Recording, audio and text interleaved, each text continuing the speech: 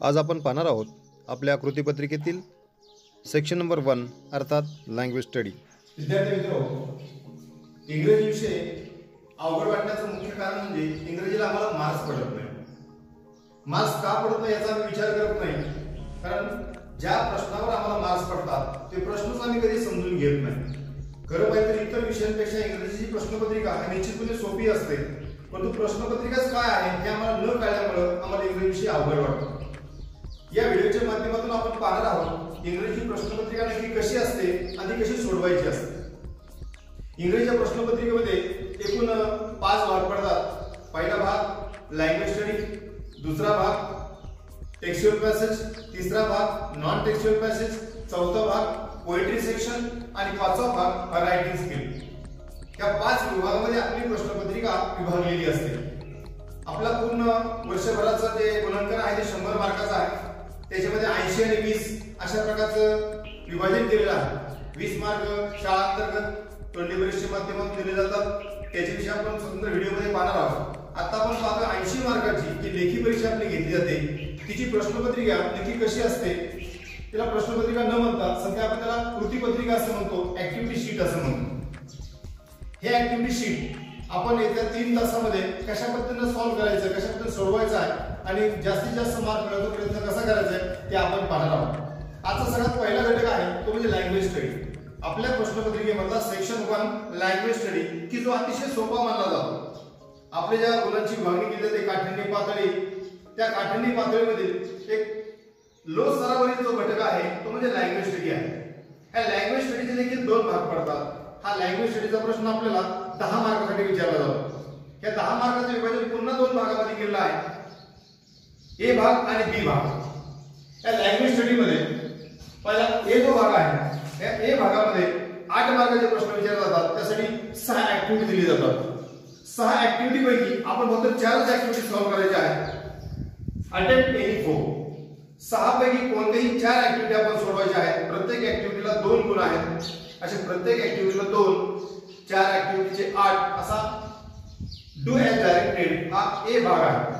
त्यानंतर दुसरा जो भाग आहे बी, त्याला फक्त 2 मार्क असतात। असे 8 अधिक 2 असे लँग्वेज स्टडीसाठी आपल्याला 10 मार्क आहेत। आता आपण बघा लँग्वेज स्टडी मध्ये नक्की कशा प्रकारचे प्रश्न येतात। लँग्वेज स्टडीचा जो प्रश्न आहे याचा पॅटर्न फिक्स असतो की तेच प्रश्न त्या प्रश्नपत्रिकेमध्ये येतात आणि तेच प्रश्न आपल्याला सोडवायचे असतात, फक्त शब्द बदलणार आहे। लँग्वेज स्टडी मध्ये सगळ्यात पहिला जो घटक कुठला असेल तो आहे कंप्लीट द फॉलोइंग वर्ड्स।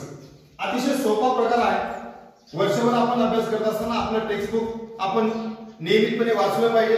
जर आपण नियमितपणे आपलं टेक्स्टबुक वाचलेलं असेल तर टेक्स्टबुक मधले शब्द आपल्या परिचयाचे झालेले असतात आणि या प्रश्नामध्ये वेगळं काही विचारत नाही, फक्त ते शब्द आपल्या किती ओळखीचे झालेले आहेत हे पाहण्यासाठी ते शब्द दिलेले असतात। फक्त एखादा अक्षर गाळलेलं असतं, आपल्याला फक्त तेच अक्षर टाकून तो शब्द पूर्ण करायचा असतो। तो शब्द पूर्ण केला की आपल्याला पूर्ण मार्क मिळणारे असतात। प्रश्न पाहूयात। लँग्वेज स्टडी मधील पहिला प्रश्न कंप्लीट द फॉलोइंग वर्ड्स। खाली काही शब्द दिले, 4 शब्द दिले आहेत।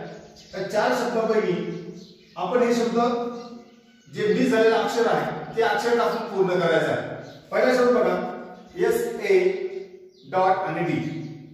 याच्यावर बघा आपण एक अक्षर टाकलं आय नावाचं की सेट आपला शब्द पूर्ण होतो। उत्तर पत्रिकेमध्ये लिहित असताना आपण हा शब्द पुन्हा लिहायचा आहे आणि जे अक्षर आपण नवीन टाकलेलं आहे त्या सहित पूर्ण शब्दाला आपण अंडरलाईन करावायचे आहे। दुसरा शब्द आहे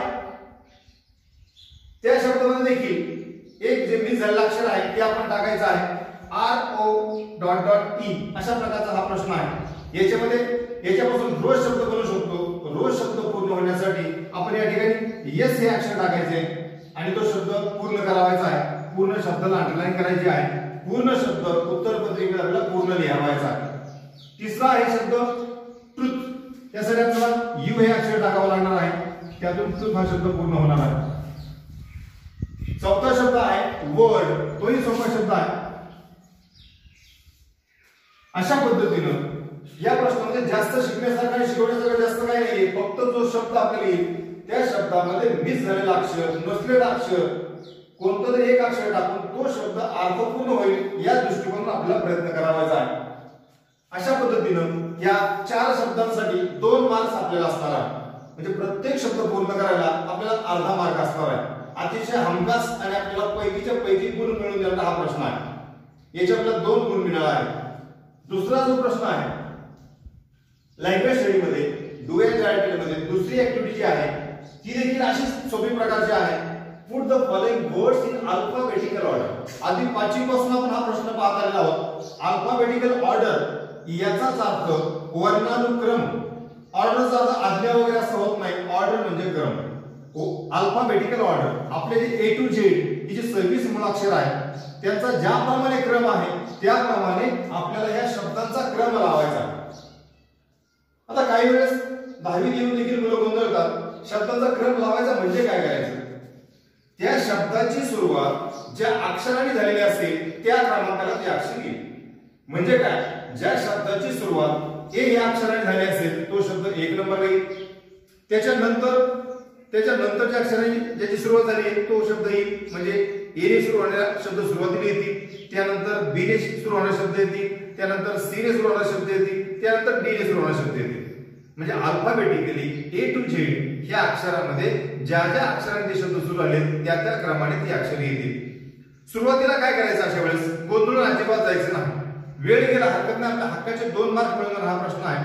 हा प्रश्न सोडवताना सगळ्यात सोपं काय काम करा.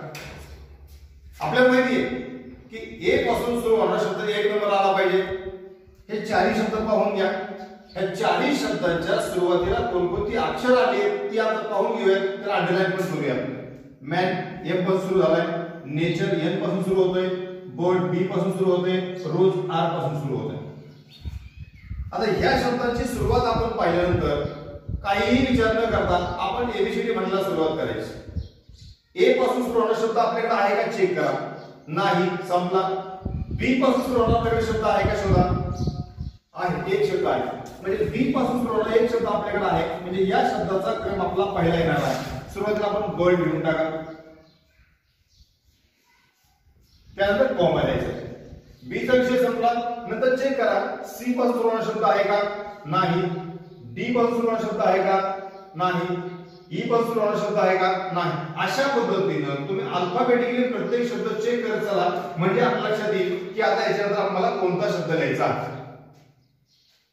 नंतर आपल्या लक्षात येईल आपण जर मोजत गेलो एबीसीडी म्हणत राहा A B C D E F G H I J K L M M R. आता M चा शब्द आला म्हणजे हा मॅन शब्द आपल्याला अगोदर लिहायचा. नंतर मॅन येईल. M नंतर M येतो म्हणून नेचर येईल. नंतर O P Q R R नंतर येतो म्हणजे R आपला शेवटी येणार आहे. अशा पद्धतीनं आपण हे शब्द आता मांडले रिअरेंज केले.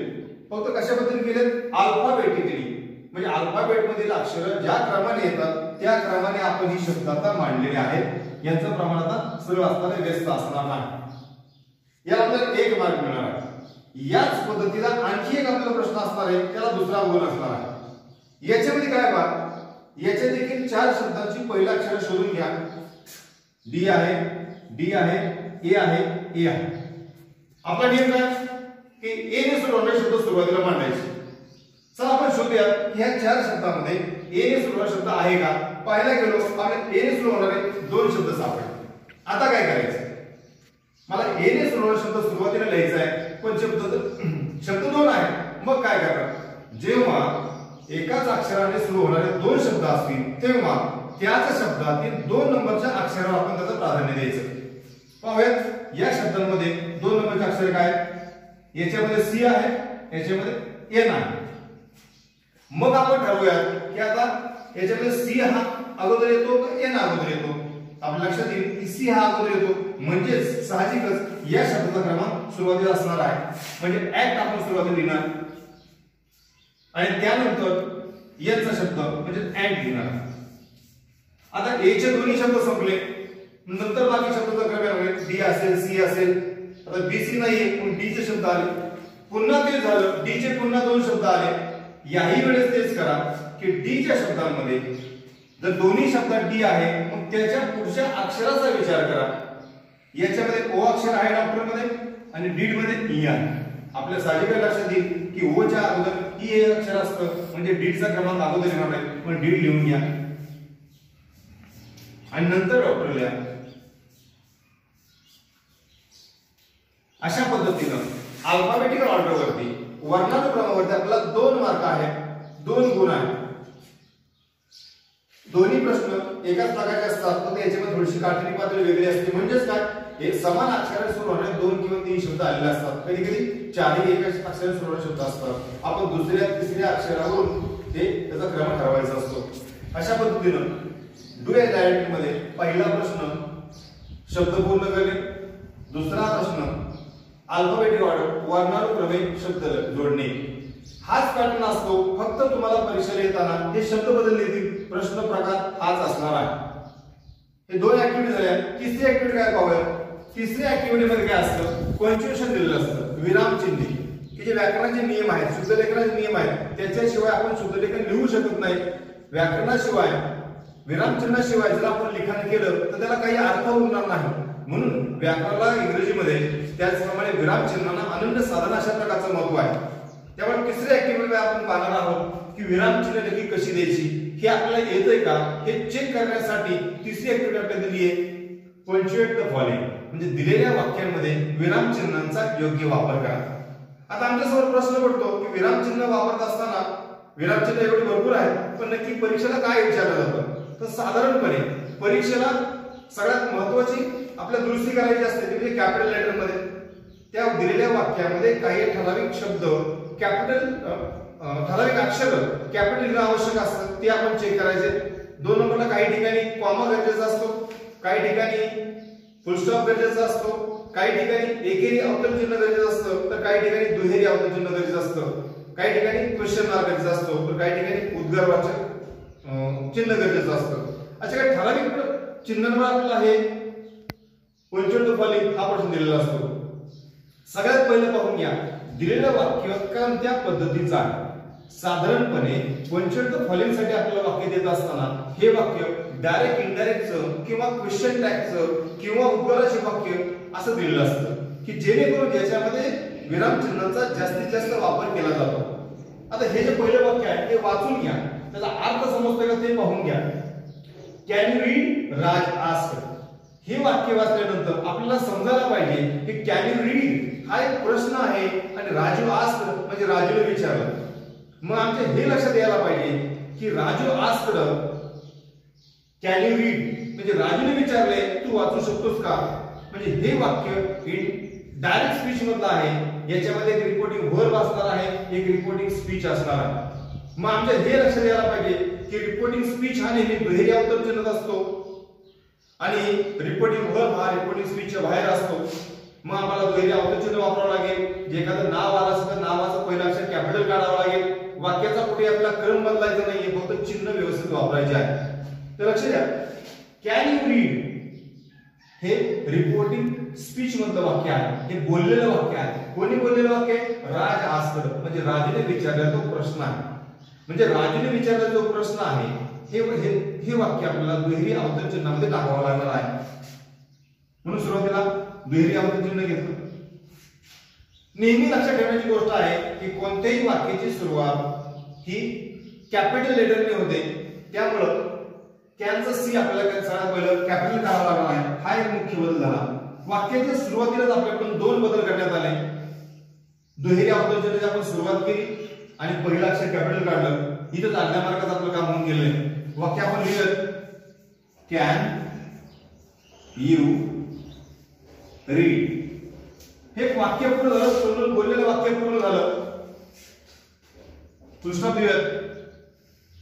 बोललेलं वाक्य पूर्ण, दुहेरी अवतरण चिन्ह पूर्ण झालं. दुहेरी अवतरण चिन्ह द्यायचे. आणि सगळ्यात महत्त्वाचं पुढे राज हे नाव आहे, नावाचा अध्यक्ष कॅपिटल असायला हवं, म्हणून ते देखील आपण कॅपिटल काढायचं आहे. राज आणि आस्क. अशा पद्धतीने आपण काय केलं याच्यामध्ये, कॅन यू रीड हे वाक्य अवतरण चिन्ह टाकले. वाक्य संपल्यानंतर क्वेश्चन मार्क दिलाय, पण एक प्रश्न आहे, आपण या ठिकाणी प्रश्न चिन्ह दिलं. मायबल पण राहिलं होतं. हे वाक्य कॅन यू रीड हा क्वेश्चन आहे, म्हणून हा क्वेश्चन पूर्ण झाल्यानंतर क्वेश्चन मार्क आहे आणि हा पूर्ण क्वेश्चन आपल्याला दुहेरी अवतरण चिन्ह टाकायचं आहे, पण त्या दोन्ही बाजूने आपण दुहेरी अवतरण चिन्ह केलेलं आहे. शिवाय हे वाक्य राजने विचारलेलं आहे म्हणून राजचा आर आपण कॅपिटल केलेला आहे. असे काही ठराविक बेसिक नियमावरून आपण 1 मार्क मिळवू शकतो. दुसऱ्या मार्कासाठी काय केलं बघा, हे जे वाक्य आहे Gopal is clever isn't he, आपल्याला हे लक्षात येईल की हे वाक्य इजंट घेऊन आपल्या लक्षात येईल एक क्वेश्चन मार्कचं वाक्य आहे, एक क्वेश्चन टॅगचं वाक्य आहे. याच्यात काय करायचं आपल्याला, गोपाल सुरुवातीला आहे त्याचं जी कॅपिटल काढावं लागेल. गोपाल इज क्लेवर, इथं बाकी काही बदल नाही दिसत जास्त. वाक्य पूर्ण झालं, क्वेश्चन टॅगच्या नियमाप्रमाणे कॉमा येईल, इजंट येईल.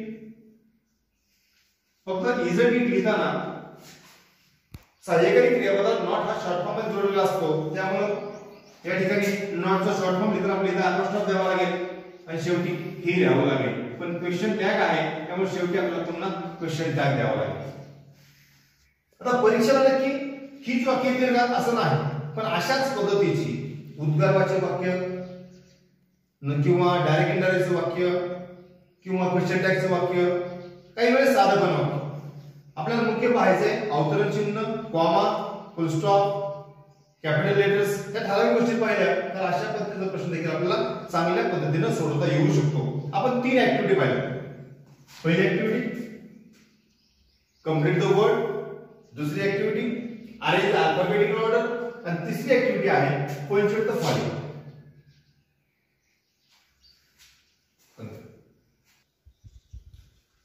चौथी ऍक्टिव्हिटी आहे make words from the given word. आपल्याला एक मोठा शब्द दिलेला असतो की ज्याच्यामध्ये 1 7 8 9 10 अशा प्रकारचे अक्षर असतात. आपण तो शब्द पाहायचा आहे, त्याच्यामध्ये साधारणपणे स्वर किती आले आणि कोणत्या रीती पाहिजे आपलं काम सोपं होतं. दिलेले शब्द पाहायचा आहे, त्याच्यामध्ये ए ई आय ओ यू यापैकी स्वर कोणते आले ते पाहायचं, कारण कोणताही नवीन शब्द बनवण्यासाठी आपल्याला स्वरांची आवश्यकता असते. आपल्याला काय करायचं याच्यामध्ये, make 4 words minimum 3 letters each. याचा अर्थ जो दिलेला डेव्हलपमेंट हा शब्द आहे, ह्या एका शब्दापासून आपल्याला वेगवेगळे शब्द बनवायचे आहेत. आता काही वेळेस मुलांच्या मनात प्रश्न येतो की त्या शब्दापासून म्हणजे काय, तर त्या शब्दापासून म्हणजे त्या शब्दातील अक्षर घेऊन नवीन शब्द आपल्याला बनवायचा आहे. तो शब्द अर्थपूर्ण असला पाहिजे. आता कोणती अक्षरे घ्यायची, या शब्दातील कोणतीही अक्षरे घ्या आणि नवीन शब्द बनवा. फक्त विषय असा आहे की तो शब्द बनवत असताना कमीत कमी त्या शब्दामध्ये 3 अक्षरे यायला पाहिजेत, मिनिमम 3 लेटर्स ईच. प्रत्येक नवीन बनवलेल्या शब्दामध्ये 3 मिनिमम अक्षर असावीत आणि तो अर्थपूर्ण असावा. आपण वेगवेगळ्या पद्धतीचे शब्द याच्यामध्ये बनवू शकतो. काही वेळेस काय होतं, ते दिलेल्या शब्दामध्येच काही अंतर्गत शब्द आपल्याला वाचता येतात, आपलं होतं लक्ष नसतं. डेव्हलपमेंट एक नाउन आपल्याला दिलेलं आहे, त्यामुळे नाउन मध्ये आपले क्रियापद अगोदर दडलेले दिसते. पहिला शब्द होऊन जाईल आपला डेव्हलप. डेव्हलप हा एक शब्द झाला. हा जरी सलग शब्द झाला असला तरी आपण अधूनमधून कुठलीही अक्षर घेऊन नवीन शब्द बनवू शकतो. उदाहरणार्थ सगळ्यात सोपा शब्द काय होतो बघा, पी ओ टी. दुसरा शब्द म्हणून पॉट, मिनिमम 3 लेटर्स आले. तिसरा शब्द अधिक सोपा आपण म्हणू शकतो, हीच अक्षर घेऊन, यातलीच अक्षर घेऊन टॉप. त्याचप्रमाणे आपण आणखी एक शब्द म्हणू शकतो बघा, मेन.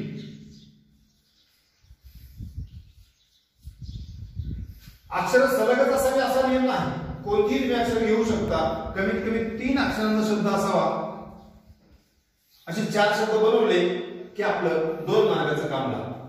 असे वेगवेगळे शब्द आपल्याला या अक्षरापासून बनवता येतील. फक्त आपण 4 शब्द बनवायचे.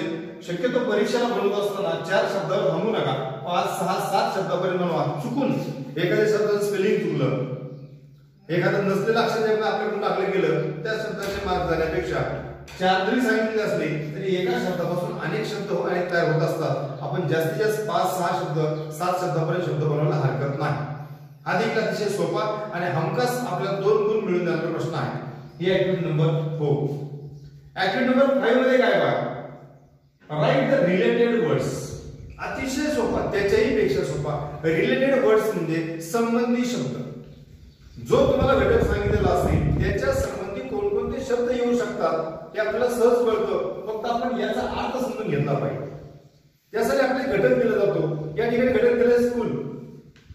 शाळेशी संबंधित तुम्हाला किती शब्द माहिती आहेत? असंख्य शब्द आम्हाला माहिती आहेत. लिहायचे फक्त 4. इथं उदाहरणादाखल जरी मी स्कूल हा शब्द घेतलेला असला तरी परीक्षेला आलेला शब्द देखील एवढा काही अवघड नसतो, आपल्या परिचयाचा असतो आणि त्याच्या संबंधित शब्द आम्हाला माहित असतातच. आता शाळा म्हटलं की काय काय आलं? शाळेशी निगडीत कोणताही शब्द घ्या ना. Teacher, student, class, board, chalk, benches, notebooks, pen, headmaster, ground, sport, ball, bat, pencil, ink, paper, सगळे काही शब्द आहेत. नोटबुक्स, वर्कबुक्स, कोणतेही शब्द चालतील आपल्याला. शाळेशी निगडीत असे जे काही शब्द येतात आपल्याला फक्त 4 शब्द लिहायचे. इथेही तुम्हाला मी सांगेन की लिहायचे 4च, तरी गेला आपण पुढे 4, 5, 6 असे जास्त लिहायला हरकत नाही. क्रमांक दे त्याला. टीचर, सगळ्यात महत्त्वाचा दुसरा घटक स्टुडंट,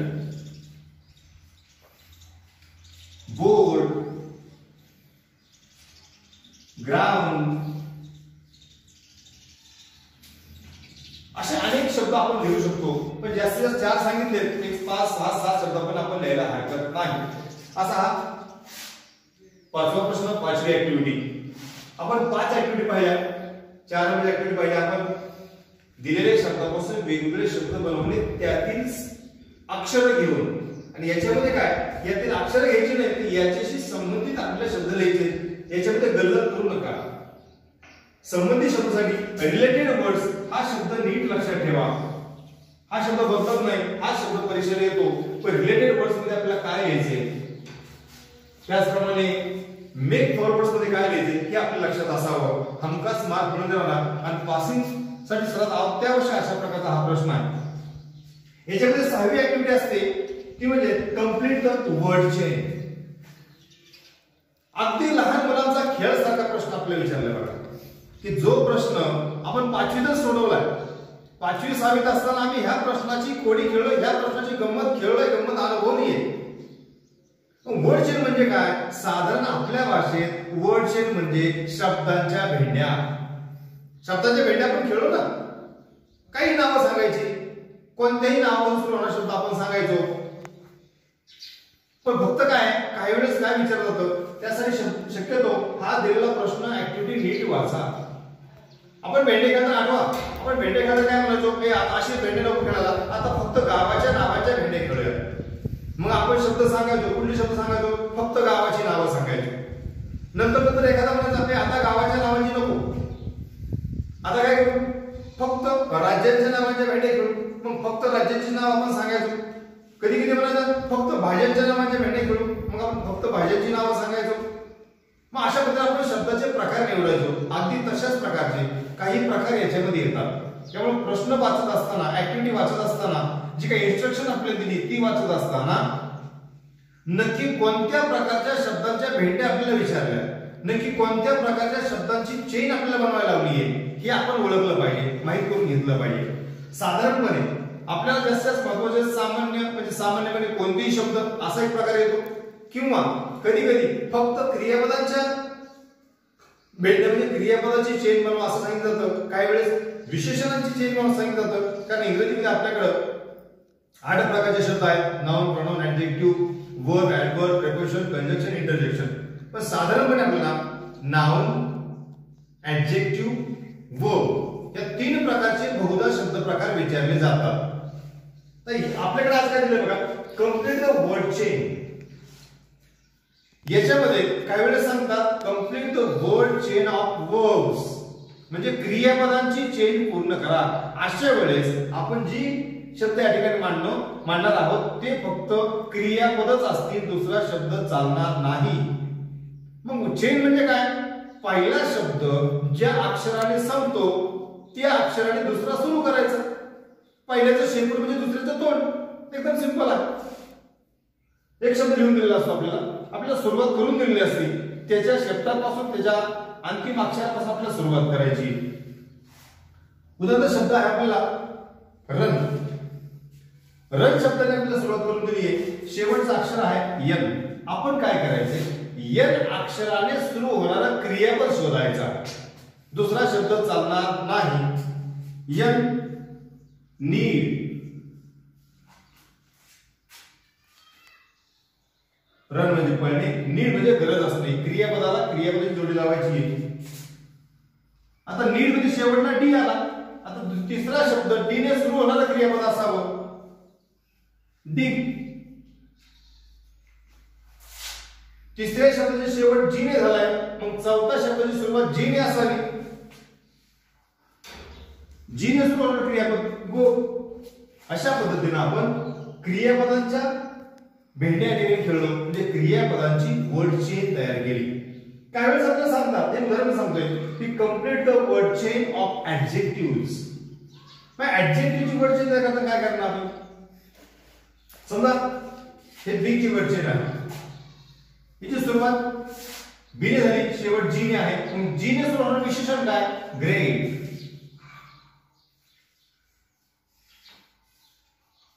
मग शेवटी टी अक्षर आहे, मग टी ने सुरू होणारं विशेषण कोणतं? टॉल. मग शेवटी एल आला, मग एल ने सुरू होणारं एखादं विशेषण लिटल. अशा पद्धतीनं अतिशय सोपा प्रकार शब्दांच्या भेंड्या अर्थात वर्ड चेन.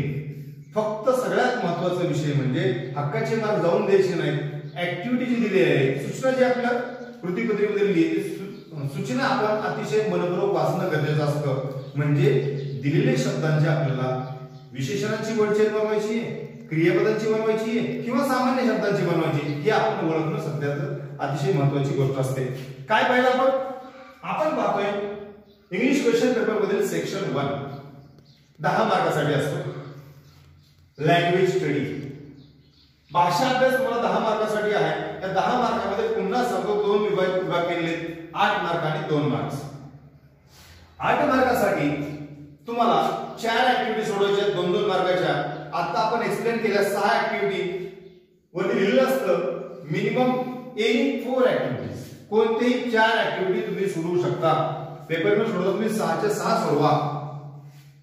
गॅरंटेड तुम्हाला 6 पैकी 4 ऍक्टिव्हिटीला चांगले मार्क पडतील. तुमच्या 8 पैकी 8 मार्क हक्काचे होऊन जातील. म्हणजे लँग्वेज स्टडी मधला पहिला विभाग आपण पाहिला डू ॲज डायरेक्टेड, सूचनेप्रमाणे काम करा. या 6 ऍक्टिव्हिटी झाल्या. आता आपण दुसरा घटक पाहणार आहोत लँग्वेज स्टडी मधला, तो म्हणजे बी पार्ट. लँग्वेज स्टडी मध्ये पहिल्या प्रश्नातील दुसरा पार्ट म्हणजे बी क्वेश्चन, की जो 2 मार्कासाठी आहे. या 2 मार्कासाठी देखील आपल्याला वेगवेगळे पर्यायी प्रश्न आहेत. त्यातला पहिला आहे अटेम्प्ट एनी 1. लँग्वेज स्टडीचा दुसरा भाग बी 2 मार्कासाठी आहे, समजून घ्या. त्याला पहिल्या 1 मार्कासाठी एक प्रश्न आहे, तो म्हणजे अटेम्प्ट एनी 1. हे 1 मार्कासाठी पुन्हा 2 प्रश्न आहेत. त्या 2 पैकी आपल्याला एक सोडवायचा आहे. आता आपण पाहूया हा अटेम्प्ट एनी 1 या प्रश्नाचा 1 मार्क कसा मिळवायचा. त्यासाठी 2 ऍक्टिव्हिटी दिलेत. पहिली ऍक्टिव्हिटी पाहूया. पहिल्या ऍक्टिव्हिटीमध्ये आपल्याला सांगितले make meaningful sentence by using so and so. Make meaningful sentence. आपल्याला एखादा शब्द किंवा एखादा शब्द समूह, त्याला आपण फ्रेज असं म्हणतो, आपल्या दिलेलं असतं आणि आपल्याला ती फ्रेज वापरून, तो शब्द वापरून किंवा तो शब्द समूह वापरून एक विशिष्ट असं वाक्य बनवायचं असतं. म्हणजे तुमचं वाक्याची तयारी किती झाली आहे, तुम्हाला वाक्य बनवता येतात का, शब्दांचा अभ्यास झालाय का, हे काहीतरी आपल्याला या प्रश्नाच्या माध्यमातून, ऍक्टिव्हिटीच्या माध्यमातून चेक करायचं असतं. आपल्या या ठिकाणी शब्द दिले बघा, एक फ्रेज दिली आहे इन सर्च ऑफ. आपण आता पण अभ्यास केला असेल इन सर्च ऑफ या फ्रेजचा अर्थ होतो च्या शोधात असणे. मग या फ्रेजचा जर च्या शोधात असणे असं होत असेल तर आपल्याला च्या शोधात असणे हा शब्द प्रयोग वापरलेलं एक वाक्य बनवावं लागेल. यासाठी आपण काय करायचंय, च्या शोधात असणे याचं वाक्यप्रयोग केलेलं एक छोटस मराठीत वाक्य मनामध्ये तयार करायचं. हे वाक्य तयार करत असताना त्याच्यामध्ये अवघड शब्द येणार नाही, की जेणेकरून ते शब्द इंग्रजीमध्ये मांडताना आपल्याला अडचण येणार नाही, त्याचं स्पेलिंग चुकणार नाही. अशा पद्धतीनं सोप्या शब्दातलं सोपे शब्द घेऊन एक सोपं वाक्य तयार करायचं. शब्दप्रयोग आहे च्या शोधात. राम सीताच्या शोधात होता. रामचं स्पेलिंग आपल्याला लिहिलं, सीताचं स्पेलिंग आपल्याला लिहिलं, च्या शोधात होता त्याचं स्पेलिंग इथे लिहून दिलेलं. एक वाक्य बनवू आपण, राम सीताच्या शोधात होता. आता मला लिहायचे राम सीताच्या शोधात होता. साहजिकच आपण शिकलेलो आहोत. सुरुवातीला काय लिहावं? कर्ता लिहावा. कर्ता आपल्या वाक्याचा राम आहे, राम लिहूया. नंतर क्रियापद आलं पाहिजे. या वाक्यात मुख्य क्रियापद आहे, सहाय्यक क्रियापद आधारित वाक्य आहे, होता क्रियापद आहे, म्हणजे 2 नंबरला वॉज येणार आहे. राम वॉज. काय होता राम? इन सर्च ऑफ, च्या शोधात होता. म्हणजे इथे आपलं इन सर्च ऑफ. जो आपण शब्दप्रयोग केलाय त्याला अंडरलाईन करायची आहे. Ram was in search of आणि शेवटी सीता. एक छोटस वाक्य बनवलं, नवीन शब्द होता पण राम वॉज आणि सीता वापरले, तर अचूक वाक्य झालं. आपल्याला पैकीच्या पैकी या ठिकाणी मार्क मिळणार आहे. त्यामुळे दिलेल्या शब्दप्रयोगाचं सोप्या भाषेमध्ये सोप्या शब्दामध्ये अचूक वाक्य तुम्हाला बनवता येतं का, यासाठी हा प्रश्न आहे. आणि आपण सोपंच वाक्य बनावं, फक्त व्याकरण दृष्टिकोनातून चूक व्हायला नको. Ram was in search of Sita. वेगळं कुठलाही शब्दप्रयोग येईल यासाठी पुस्तकामध्ये आपल्या टेक्स्टबुक मध्ये ज्या काही वेगवेगळ्या फ्रेजेस आल्या त्या प्रत्येक फ्रेजेसचं आपण एक छोटंसं वाक्य घरी तयार करून पाहावं, की जेणेकरून आपल्या परीक्षेला मार्क तर मिळतीलच, पण इंग्रजी भाषेचा आपला चांगला सराव होईल, भाषेवर आपलं प्रभुत्व निर्माण होईल. जर हेही वाक्य तुम्हाला कधी अवघड वाटलं तर याला देखील तुम्हाला एक पर्याय आहे, एक ऑप्शन दिलेला आहे, ऑर. ह्या ऑर मध्ये काय केले? Add a clause to expand the sentence. या ठिकाणी पूर्ण वाक्य बनवायला सांगितलेले. हेही अवघड वाटलं तर दुसरा पर्याय असा आहे की आम्ही तुम्हाला अर्ध वाक्य बनवून दिले. तुम्ही काय करा, तुमच्या वाक्यरचनेच्या अभ्यासानुसार ते वाक्य पूर्ण करा, त्याला क्लॉज जोडा, एक पूर्ण वाक्य जोडून टाका. वाक्य काय दिले वाचूयात. He saw that. जे दिलेलं अर्धवट वाक्य आहे त्याचा अर्थ आम्हाला समजणं गरजेचं आहे, आणि त्यापासून सोपे शब्द जोडून मी कसं वाक्य पूर्ण करतो हे आम्हाला कळणं गरजेचं आहे. याचा अर्थ असा आहे, ही वी सॉ दॅट, आम्ही पाहिलं. दॅट चा अर्थ या ठिकाणी होतो की, कंजंक्शन म्हणून काम करतात. आम्ही पाहिलं की. आता तुम्ही पाहिलं की, आता काय पाहिलं हे आपण आपल्या मनाने लिहू शकतो. आपण आपल्या मनाने जे शब्द सोपे ते लिहू शकतो. आम्ही पाहिलं की मुले खेळत होती. काय आवडेल? मुले खेळत होती. सगळे शब्द सोपे, म्हणून आपण तेच लिहूयात. बॉईज करता बॉईज वेअर प्लेइंग. या ठिकाणी वी सॉ दिलेलं क्रियापद भूतकाळात आहे, त्यामुळे आपलं पुढचं वाक्य देखील भूतकाळातच यायला पाहिजे. वी सॉ दॅट बॉईज वेअर प्लेइंग. मग याला दुसरा प्रश्न आहे, बी पार्ट मधला दुसरा प्रश्न आहे, पुन्हा आहे अटेम्प्ट एनीवन. यामध्ये देखील पुन्हा 2 प्रकारच्या ऍक्टिव्हिटी दिलेत. आपल्या 2 पैकी एक ऍक्टिव्हिटी सोडून 1 मार्क मिळवायचा आहे. याची पहिली ऍक्टिव्हिटी बघा. अतिशय नाविन्यपूर्ण, अतिशय प्रभावी, अतिशय उपयुक्त असलेला आपला हा प्रकार आहे. याचा अभ्यास आपल्याला निश्चितपणे असावाच, एका मार्कासाठी नाही, पण इंग्रजी भाषा शिकत असताना याचा अभ्यास आम्हाला असणं गरजेचं आहे. तो पाठ म्हणजे सफिक्स आणि प्रिफिक्स. प्रिफिक्स आणि सफिक्स. प्रिफिक्स आणि सफिक्स म्हणजे काय, तर याला आपण मराठीत म्हणतो उपसर्ग आणि प्रत्यय. उपसर्ग म्हणजे एखाद्या विशिष्ट शब्दाला सुरुवातीला जे काही शब्दगट जोडून नवीन शब्द तयार केला जातो, जे सुरुवातीला जे काही शब्दगट जोडले जातात, अक्षरगट जोडले जातात, त्याला उपसर्ग असं म्हणतात.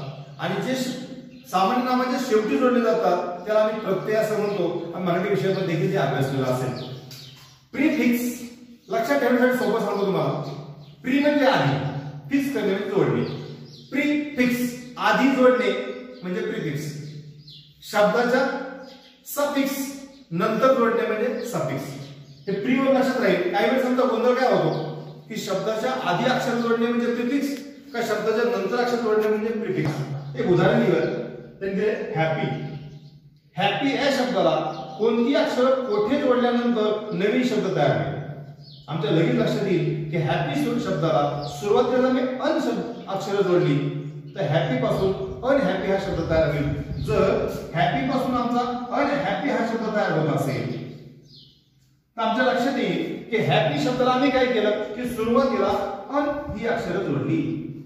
आता सांगितलं तुम्हाला आधी अगोदर म्हणजेच प्री, आणि जर आधी जोडले असेल तर हा कुठला प्रकार झाला प्रिफिक्स. हॅपीला आम्ही नंतर देखील काही अक्षर जोडू शकतो, हॅपीली असंही होऊ शकतं, कोणतेही करू शकता. हॅपीली केलं तर सफिक्स होईल, अनहॅपी केलं तर प्रिफिक्स आला. दुसरा शब्द बघूया आपण मीनिंग. मीनिंग म्हणजे अर्थ. याला देखील आम्ही काही अक्षर जोडू शकतो, मीनिंगफुल. तो शब्द बघूया आपण मीनिंगफुल.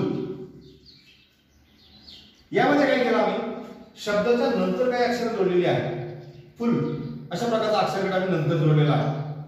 त्यामुळं नंतर जोडलेला अक्षर आपण काय म्हणतो सफिक्स. परीक्षेला आपल्याला काय सांगितलेलं आहे, दिलेल्या शब्दांना तुम्ही प्रिफिक्स जोडा किंवा सफिक्स जोडा, परंतु दिलेल्या शब्दांपासून तुम्ही नवीन शब्द बनवा आणि लिहा. दोन शब्द दिले होते, आम्ही दोन्ही शब्दांना हॅपीचं प्रिफिक्स केलं, मीनिंगचं सफिक्स केलं. हे प्रत्येकी शब्दाला अर्धा गुण आहे. या दोन शब्दांचे आम्हाला 1 मार्क आपल्याला मिळणार आहे. हा प्रश्न अवघड वाटला प्रिफिक्स सफिक्सचा, तर त्याला पर्याय दुसरा प्रश्न आहे, दुसरी ऍक्टिव्हिटी आहे. त्यामध्ये काय सांगितलं बघा, मेक मिनिंगफुल सेंटेन्स. एक विशिष्ट शब्द दिलाय. पहिल्या प्रश्नामध्ये फ्रेज दिली होती, त्याचा शब्द बनवायचा होता. आता फ्रेज नाही, एक छोटा शब्द येतो, त्या छोट्या शब्दापासून तुम्ही छोटंच वाक्य बनवा. अवघडात अजिबात जाऊ नका. असा एक शब्द बघा, शब्द समजून घ्या, स्लोली. स्लो म्हणजे काय, स्लो हे विशेषण आहे, त्याला एलवा जोडून त्याचं क्रियाविशेषण बनवलंय. स्लोली म्हणजे एखादी क्रिया कशी घडते हे सांगण्यासाठी स्लो हे विशेषण वापरतात. मग आम्हाला काय करायचं, स्लोली हा शब्द आम्ही जास्त विचार नाही केला, स्लोली हा शब्दाचं वाक्य तरी मला सहज आठवलं तर सहज एखादं वाक्य मला सुचतं. म्हणजे काय की प्रसाद हळुवारपणे वाचतो, अथर्व हळुवारपणे चालतो. साधी गोष्ट आहे. लिहितं कसं आपण, आम्ही ऍडजेक्टिव्ह ऍडव्हर्ब नेहमी शेवटी टाकतो. वाक्य बरोबर आपण प्रसाद रीड्स स्लोली. बस, प्रसाद वाचतो, कसा वाचतो, स्लोली. वाक्य तयार झालं. जास्त शब्द टाकले नाहीत, स्पेलिंग मिस्टेकची आपल्याला काही शक्यता नाहीये. छोटे शब्द टाकायचे, सोपे शब्द टाकायचे आणि छोटस अचूक वाक्य बनवायचं. म्हणजे दिलेल्या शब्दापासून वाक्य बनवायचं. लकी एकदम सोपं वाक्य. लकी शब्दापासून छोटा काही शब्द आला लगेच, आय एम लकी चालतंय, अथर्व लकी चालतंय. किंवा तुम्ही एखादं उद्देश वाक्य बनवू शकता, हाऊ लकी आय एम. कसंही वाक्य बनवा की फक्त त्या शब्दामध्ये वाक्यामध्ये लकी हा शब्द प्रयोग यायला पाहिजे. लकी या शब्दापासून ते वाक्य बनलं गेलं पाहिजे. सोपं लिहूया. आय एम लकी कशी मी लिहितो, हाऊ लकी अथर्व इज आणि उद्गाराचे चिन्ह असं तुम्ही वाक्य बनवू शकता. तुम्ही सोपं बनवलं तरी चालेल. अशा पद्धतीनं हे दोन्ही ऍक्टिव्हिटी सोडवल्यानंतर या दोन पैकी ज्या ऍक्टिव्हिटीला गुण जास्त असतील तेवढे गुण तुम्हाला मिळतील. या दोन्ही पैकी तुम्हाला 1 मार्क मिळणार आहे. अशा पद्धतीने आपण पाहिले आता लँग्वेज स्टडीचा दुसरा भाग डू झालेले की तो 2 गुणांसाठी होता. या 2 गुणांसाठी आपल्याला 4 प्रश्न आहेत, 4 ऍक्टिव्हिटी आहेत. पहिल्यामध्ये मेक मिनिंगफुल सेंटेन्स किंवा त्याला आहे ऍड क्लॉज.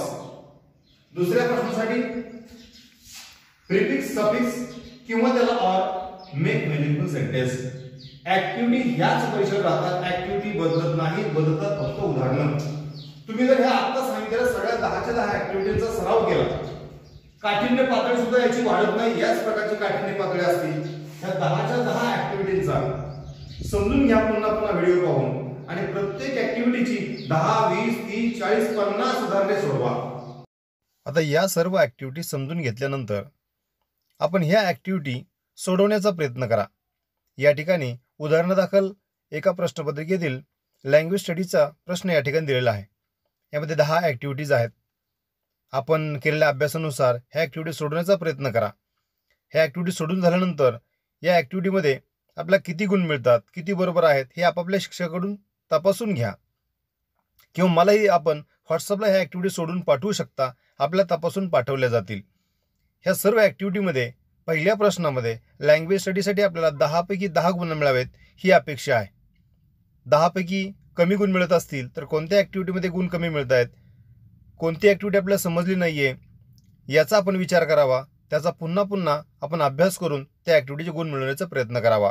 अशा पद्धतीनं आपण ह्या पहिल्याच प्रश्नामध्ये 10 पैकी 10 गुण मिळवले म्हणजे 100% गुण मिळवले तर निश्चितपणे आपला इतर पेपर सोडवण्याचा कॉन्फिडन्स वाढणार आहे.